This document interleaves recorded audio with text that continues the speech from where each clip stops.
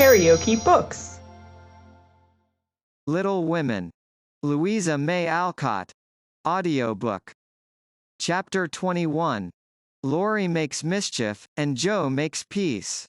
Joe's face was a study next day, for the secret rather weighed upon her, and she found it hard not to look mysterious and important. Meg observed it, but did not trouble herself to make inquiries, for she had learned that the best way to manage Joe was by the law of contraries, so she felt sure of being told everything if she did not ask.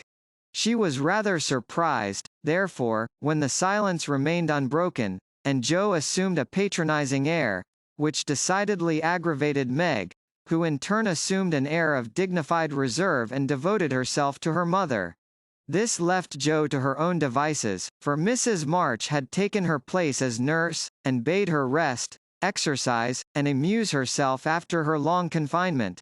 Amy being gone, Laurie was her only refuge, and much as she enjoyed his society, she rather dreaded him just then, for he was an incorrigible tease, and she feared he would coax the secret from her. She was quite right, for the mischief-loving lad no sooner suspected a mystery than he set himself to find it out, and led Joe a trying life of it. He wheedled, bribed, ridiculed, threatened, and scolded. Affected indifference, that he might surprise the truth from her. Declared he knew, then that he didn't care, and at last, by dint of perseverance, he satisfied himself that it concerned Meg and Mr. Brooke. Feeling indignant that he was not taken into his tutor's confidence, he set his wits to work to devise some proper retaliation for the slight. Meg meanwhile had apparently forgotten the matter and was absorbed in preparations for her father's return, but all of a sudden a change seemed to come over her, and, for a day or two, she was quite unlike herself. She started when spoken to, blushed when looked at, was very quiet, and sat over her sewing, with a timid, troubled look on her face. To her mother's inquiries she answered that she was quite well, and Joe's she silenced by begging to be let alone. She feels it in the air, love, I mean, and she's going very fast. She's got most of the symptoms, is twittery and cross, doesn't eat, lies awake, and mopes in corners. I caught her singing that song he gave her, and once she said, "John," as you do, and then turned as red as a poppy. "Whatever shall we do?" said Joe, looking ready for any measures, however violent. "Nothing but wait. Let her alone, be kind and patient, and father's coming will settle everything," replied her mother. "Here's a note to you, Meg, all sealed up." "How odd. Teddy never seals mine," said Joe next day, as she distributed the contents of the little post office. Mrs. March and Joe were deep in their own affairs, when a sound from Meg made them look up to see her staring at her note with a frightened face. "My child, what is it?" cried her mother, running to her, while Joe tried to take the paper which had done the mischief. "It's all a mistake, he didn't send it." "Oh, Joe, how could you do it?" And Meg hid her face in her hands, crying as if her heart were quite broken. "Me? I've done nothing. What's she talking about?" cried Joe, bewildered. Meg's mild eyes kindled with anger as she pulled a crumpled note from her pocket and threw it at Joe, saying reproachfully, "You wrote it, and that bad boy helped you. How could you be so rude, so mean, and cruel to us both?" Joe hardly heard her, for she and her mother were reading the note, which was written in a peculiar hand. "My dearest Margaret, I can no longer restrain my passion, and must know my fate before I return. I dare not tell your parents yet, but I think they would consent if they knew that we adored one another.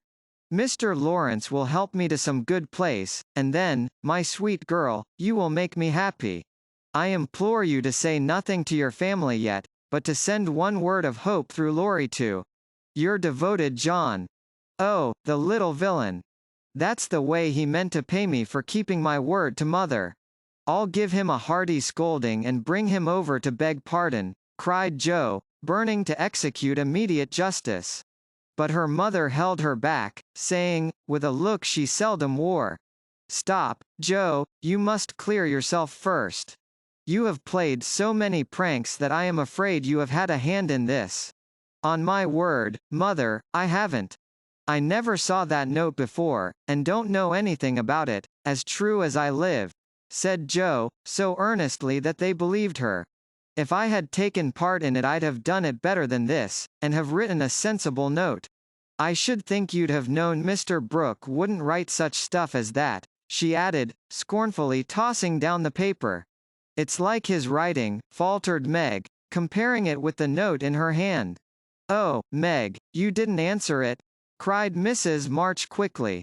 "Yes, I did," and Meg hid her face again, overcome with shame. "Here's a scrape. Do let me bring that wicked boy over to explain and be lectured. I can't rest till I get hold of him." And Joe made for the door again. "Hush! Let me handle this, for it is worse than I thought. Margaret, tell me the whole story," commanded Mrs. March, sitting down by Meg, yet keeping hold of Joe, lest she should fly off. "I received the first letter from Laurie, who didn't look as if he knew anything about it," began Meg, without looking up. "I was worried at first and meant to tell you, then I remembered how you liked Mr. Brooke, so I thought you wouldn't mind if I kept my little secret for a few days. I'm so silly that I like to think no one knew, and while I was deciding what to say, I felt like the girls in books, who have such things to do. Forgive me, Mother, I'm paid for my silliness now. I never can look him in the face again." "What did you say to him?" asked Mrs. March. "I only said I was too young to do anything about it yet, that I didn't wish to have secrets from you, and he must speak to Father. I was very grateful for his kindness, and would be his friend, but nothing more, for a long while." Mrs. March smiled, as if well pleased, and Joe clapped her hands, exclaiming, with a laugh, "You are almost equal to Caroline Percy, who was a pattern of prudence. Tell on, Meg. What did he say to that?" "He writes in a different way entirely, telling me that he never sent any love letter at all, and is very sorry that my roguish sister, Joe, should take liberties with our names. It's very kind and respectful, but think how dreadful for me." Meg leaned against her mother, looking the image of despair, and Joe tramped about the room, calling Laurie names. All of a sudden she stopped, caught up the two notes, and after looking at them closely, said decidedly, "I don't believe Brooke ever saw either of these letters. Teddy wrote both, and keeps yours to crow over me with because I wouldn't tell him my secret. Don't have any secrets, Joe. Tell it to Mother and keep out of trouble, as I should have done," said Meg warningly. "Bless you, child. Mother told me. That will do, Joe. I'll comfort Meg while you go and get Laurie. I shall sift the matter to the bottom, and put a stop to such pranks at once." Away ran Joe, and Mrs. March gently told Meg Mr. Brooke's real feelings. "Now, dear, what are your own? Do you love him enough to wait till he can make a home for you, or will you keep yourself quite free for the present? I've been so scared and worried, I don't want to have anything to do with lovers for a long while, perhaps never," answered Meg petulantly. "If John doesn't know anything about this nonsense, don't tell him, and make Joe and Laurie hold their tongues. I won't be deceived and plagued and made a fool of. It's a shame." Seeing Meg's usually gentle temper was roused and her pride hurt by this mischievous joke, Mrs. March soothed her by promises of entire silence and great discretion for the future. The instant Laurie's step was heard in the hall, Meg fled into the study, and Mrs. March received the culprit alone. Joe had not told him why he was wanted, fearing he wouldn't come, but he knew the minute he saw Mrs. March's face, and stood twirling his hat with a guilty air which convicted him at once. Joe was dismissed, but chose to march up and down the hall like a sentinel, having some fear that the prisoner might bolt. The sound of voices in the parlor rose and fell for half an hour, but what happened during that interview the girls never knew. When they were called in, Laurie was standing by their mother with such a penitent face that Joe forgave him on the spot, but did not think it wise to betray the fact. Meg received his humble apology, and was much comforted by the assurance that Brooke knew nothing of the joke. "I'll never tell him to my dying day," Wild horses shan't drag it out of me, so you'll forgive me, Meg, and I'll do anything to show how out and out sorry I am," he added, looking very much ashamed of himself. "I'll try, but it was a very ungentlemanly thing to do. I didn't think you could be so sly and malicious, Laurie," replied Meg, trying to hide her maidenly confusion under a gravely reproachful air. "It was altogether abominable, and I don't deserve to be spoken to for a month, but you will, though, won't you?" And Laurie folded his hands together with such an imploring gesture, as he spoke in his irresistibly persuasive tone, that it was impossible to frown upon him in spite of his scandalous behavior. Meg pardoned him, and Mrs. Mach's grave face relaxed, in spite of her efforts to keep sober, when she heard him declare that he would atone for his sins by all sorts of penances, and abase himself like a worm before the injured damsel. Jo stood aloof, meanwhile, trying to harden her heart against him, and succeeding only in primming up her face into an expression of entire disapprobation. Laurie looked at her once or twice, but as she showed no sign of relenting, he felt injured, and turned his back on her till the others were done with him, when he made her a low bow and walked off without a word. As soon as he had gone, she wished she had been more forgiving, and when Meg and her mother went upstairs, she felt lonely and longed for Teddy. After resisting for some time, she yielded to the impulse, and armed with a book to return, went over to the big house. "Is Mr. Lawrence in?" asked Jo, of a housemaid, who was coming downstairs. "Yes, miss, but I don't believe he's seeable just yet." "Why not? Is he ill?" No miss, but he's had a scene with Mr. Laurie, who is in one of his tantrums about something, which vexes the old gentleman, so I dursn't go nigh him." "Where is Laurie?" "Shut up in his room, and he won't answer, though I've been a-tapping. I don't know what's to become of the dinner, for it's ready, and there's no one to eat it. I'll go and see what the matter is. I'm not afraid of either of them." Up went Jo, and knocked smartly on the door of Laurie's little study. "Stop that, or I'll open the door and make you," called out the young gentleman in a threatening tone. Jo immediately knocked again. The door flew open, and in she bounced before Laurie could recover from his surprise. Seeing that he really was out of temper, Jo, who knew how to manage him, assumed a contrite expression, and going artistically down upon her knees, said meekly, "Please forgive me for being so cross. I came to make it up, and can't go away till I have." "It's all right. Get up, and don't be a goose, Jo," was the cavalier reply to her petition. "Thank you, I will. Could I ask what's the matter? You don't look exactly easy in your mind." "I've been shaken, and I won't bear it," growled Laurie indignantly. "Who did it?" demanded Jo. "Grandfather. If it had been anyone else I'd have." And the injured youth finished his sentence by an energetic gesture of the right arm. "That's nothing. I often shake you, and you don't mind," said Jo soothingly. "Pooh. You're a girl, and it's fun, but I'll allow no man to shake me. I don't think anyone would care to try it, if you looked as much like a thundercloud as you do now. Why were you treated so?" "Just because I wouldn't say what your mother wanted me for. I'd promised not to tell, and of course I wasn't going to break my word." "Couldn't you satisfy your grandpa in any other way?" "No, he would have the truth, the whole truth, and nothing but the truth.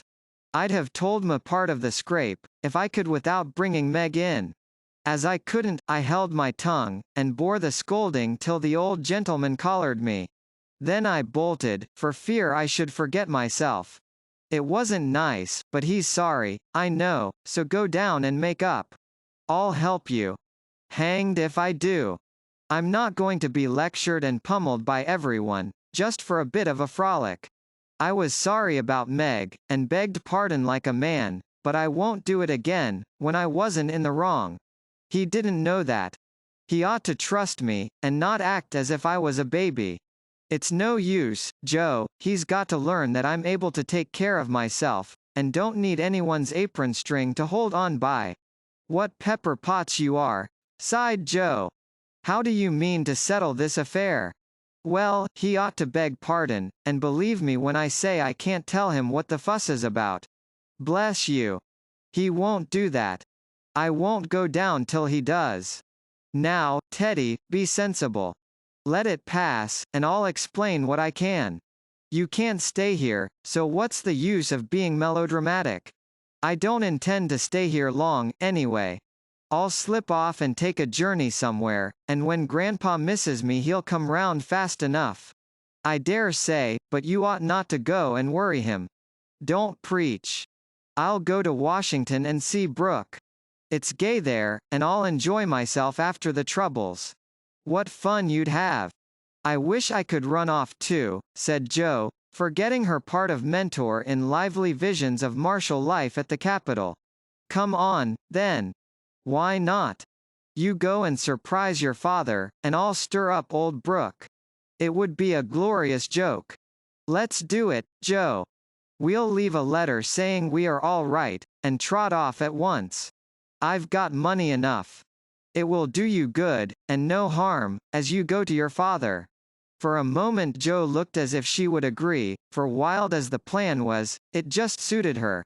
She was tired of care and confinement, longed for change, and thoughts of her father blended temptingly with the novel charms of camps and hospitals, liberty and fun. Her eyes kindled as they turned wistfully toward the window, but they fell on the old house opposite, and she shook her head with sorrowful decision. If I was a boy, we'd run away together, and have a capital time, but as I'm a miserable girl, I must be proper and stop at home. Don't tempt me, Teddy, it's a crazy plan. That's the fun of it, began Laurie, who had got a willful fit on him and was possessed to break out of bounds in some way. Hold your tongue, cried Jo, covering her ears. Prunes and prisms are my doom, and I may as well make up my mind to it. I came here to moralize, not to hear things that make me skip to think of. I know Meg would wet blanket such a proposal, but I thought you had more spirit, began Laurie insinuatingly. Bad boy, be quiet. Sit down and think of your own sins, don't go making me add to mine. If I get your grandpa to apologize for the shaking, will you give up running away? Asked Jo seriously. Yes, but you won't do it, answered Laurie, who wished to make up, but felt that his outraged dignity must be appeased first. If I can manage the young one, I can the old one, muttered Jo, as she walked away, leaving Laurie bent over a railroad map with his head propped up on both hands. Come in. And Mr. Lawrence's gruff voice sounded gruffer than ever, as Jo tapped at his door. It's only me, sir, come to return a book, she said blandly, as she entered. Want any more? Asked the old gentleman, looking grim and vexed, but trying not to show it. Yes, please. I like old Sam so well, I think I'll try the second volume, returned Jo, hoping to propitiate him by accepting a second dose of Boswell's Johnson, as he had recommended that lively work. The shaggy eyebrows unbent a little as he rolled the steps toward the shelf where the Johnsonian literature was placed. Jo skipped up, and sitting on the top step, affected to be searching for her book, but was really wondering how best to introduce the dangerous object of her visit. Mr. Lawrence seemed to suspect that something was brewing in her mind, for after taking several brisk turns about the room, he faced round on her, speaking so abruptly that Rasselas tumbled face downward on the floor. What has that boy been about? Don't try to shield him. I know he has been in mischief by the way he acted when he came home. I can't get a word from him, and when I threatened to shake the truth out of him he bolted upstairs and locked himself into his room.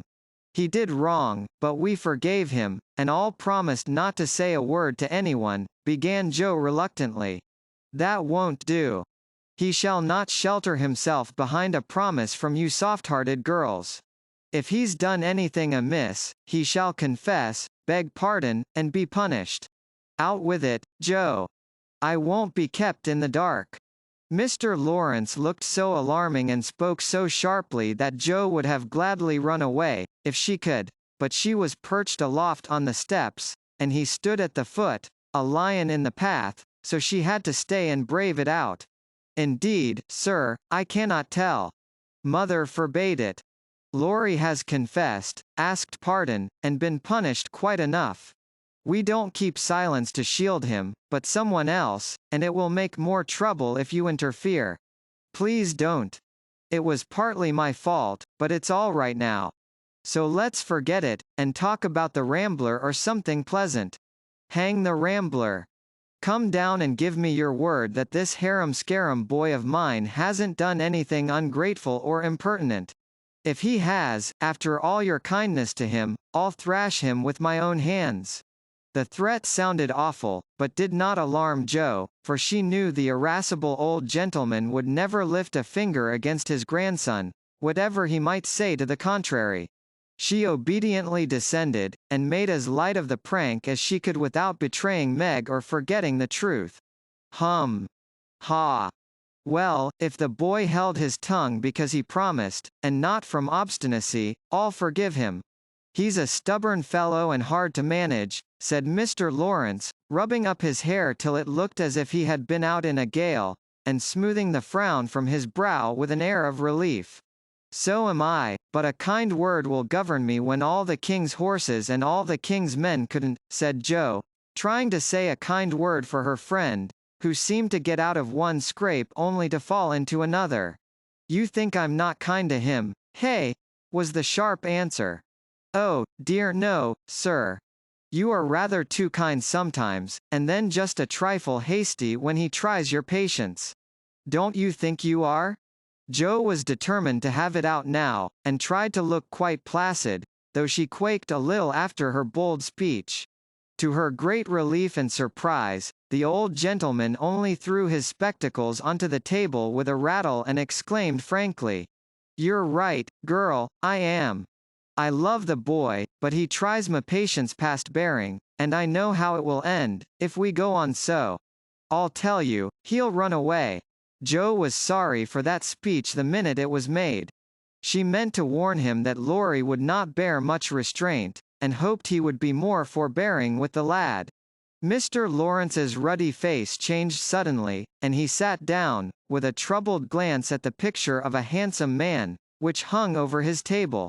It was Laurie's father, who had run away in his youth, and married against the imperious old man's will. Jo fancied he remembered and regretted the past, and she wished she had held her tongue. He won't do it unless he is very much worried, and only threatens it sometimes, when he gets tired of studying. I often think I should like to, especially since my hair was cut, so if you ever miss us, you may advertise for 2 boys and look among the ships bound for India. She laughed as she spoke, and Mr. Lawrence looked relieved, evidently taking the whole as a joke. You hussy, how dare you talk in that way? Where's your respect for me, and your proper bringing up? Bless the boys and girls. What torments they are, yet we can't do without them, he said, pinching her cheeks good-humoredly. Go and bring that boy down to his dinner, tell him it's all right, and advise him not to put on tragedy airs with his grandfather. I won't bear it. He won't come, sir. He feels badly because you didn't believe him when he said he couldn't tell. I think the shaking hurt his feelings very much. Jo tried to look pathetic but must have failed, for Mr. Lawrence began to laugh, and she knew the day was won. I'm sorry for that, and ought to thank him for not shaking me, I suppose. What the dickens does the fellow expect? And the old gentleman looked a trifle ashamed of his own testiness. If I were you, I'd write him an apology, sir. He says he won't come down till he has one, and talks about Washington, and goes on in an absurd way. A formal apology will make him see how foolish he is, and bring him down quite amiable. Try it. He likes fun, and this way is better than talking. I'll carry it up, and teach him his duty. Mr. Lawrence gave her a sharp look, and put on his spectacles, saying slowly, You're a sly puss, but I don't mind being managed by you and Beth. Here, give me a bit of paper, and let us have done with this nonsense. The note was written in the terms which one gentleman would use to another after offering some deep insult. Joe dropped a kiss on the top of Mr. Lawrence's bald head, and ran up to slip the apology under Laurie's door, advising him through the keyhole to be submissive, decorous, and a few other agreeable impossibilities. Finding the door locked again, she left the note to do its work, and was going quietly away, when the young gentleman slid down the banisters, and waited for her at the bottom, saying, with his most virtuous expression of countenance, "What a good fellow you are, Joe. Did you get blown up?" he added, laughing. "No, he was pretty mild, on the whole. Ah! I got it all round. Even you cast me off over there, and I felt just ready to go to the deuce," he began apologetically. "Don't talk that way. Turn over a new leaf and begin again, Teddy, my son. I keep turning over new leaves, and spoiling them, as I used to spoil my copybooks, and I make so many beginnings there never will be an end," he said dolefully. "Go and eat your dinner, you'll feel better after it. Men always croak when they are hungry," and Joe whisked out at the front door after that. "That's a label on my sect," answered Laurie, quoting Amy, as he went to partake of humble pie dutifully with his grandfather, who was quite saintly in temper and overwhelmingly respectful in manner all the rest of the day. Everyone thought the matter ended and the little cloud blown over, but the mischief was done, for though others forgot it, Meg remembered.